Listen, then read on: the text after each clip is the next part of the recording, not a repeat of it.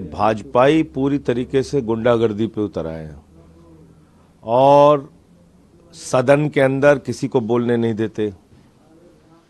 आप देखा होगा आपने, मैं उस दिन खड़ा होकर बोल रहा हूं, सारे के सारे खड़े होकर चिल्ला रहे हैं, चीख रहे हैं। अब गुंडागर्दी करेंगे हम लोगों के साथ, आप बोलने नहीं देंगे। पार्लियामेंट फिर किस लिए बनी है? हम अपनी बात ही नहीं कह सकते, चीख रहे हैं, चिल्ला रहे हैं। अब राहुल गांधी जी अंदर जा रहे थे सदन के अंदर, अब उनके साथ धक्का मुक्की करना, उनको रोकना, आपको तो बाद की चीज दिख रही है ना। जो पहले भाजपाइयों ने किया वो क्यों नहीं दिख रहा है? ये देखिए आप, आज आप देखिए, ये वीडियो आपके ही एएनआई ने ही डाला है। ये बीजेपी का एमपी है, रोक रहा है आगे खड़ा होकर।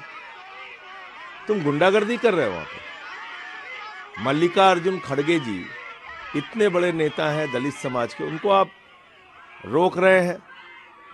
इनको ये पसंद नहीं कि बाबा साहब कैसे संविधान के निर्माता हो गए। इनको ये पसंद नहीं कि दलितों को देश में अधिकार कैसे मिल गया। तो ये नागपुरी मानसिकता से अगर देश को चलाना चाहते हैं तो ये तो ठीक नहीं है। ये वो लोग हैं भाजपा वाले जिन्होंने 1949 के अंदर गुरु गोलवरकर ने, इनके जो आरएसएस के प्रमुख थे, उन्होंने एक लेख लिखा था पांचजन्य में संविधान के खिलाफ। ये मूल रूप से संविधान के खिलाफ है, बाबा साहब के खिलाफ है, दलितों, पिछड़ों, आदिवासियों के खिलाफ है। और वही भावना गृह मंत्री ने, अमित शाह ने व्यक्त की। हिंदू कोड बिल पर इन्होंने, आरएसएस ने खुलेआम बाबा साहब का विरोध किया था और पुतले जलाए थे, बाबा साहब के। शव यात्रा निकाली थी उनकी।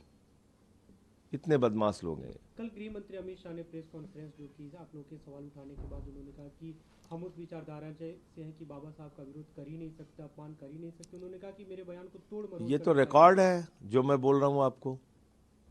आरएसएस ने बाबा साहब का हिंदू कोड बिल के ऊपर पूरे देश में पुतला जलाया था कि नहीं जलाया था? रामलीला के मैदान में उनके खिलाफ रैली की थी कि नहीं की थी? संविधान के खिलाफ पांचजन्य में गोलवरकर ने लेख लिखा था कि नहीं लिखा था? पूछ के बताइए गृह मंत्री से। आप लोग इसे बड़ा मुद्दा बनाने की कोशिश कर रहे हैं। अरविंद केजरीवाल ने चंद्रबाबू नीतीश कुमार को पत्र लिखा है कि वो समर्थन वापस लें, उनके साथ वापस लेना ही चाहिए।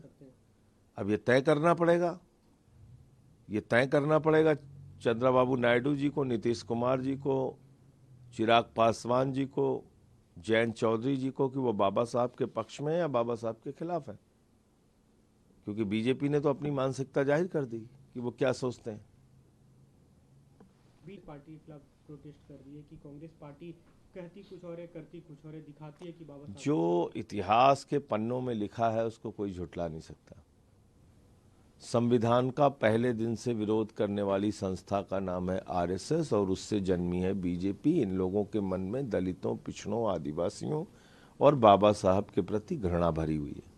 वही काम अमित शाह ने किया है।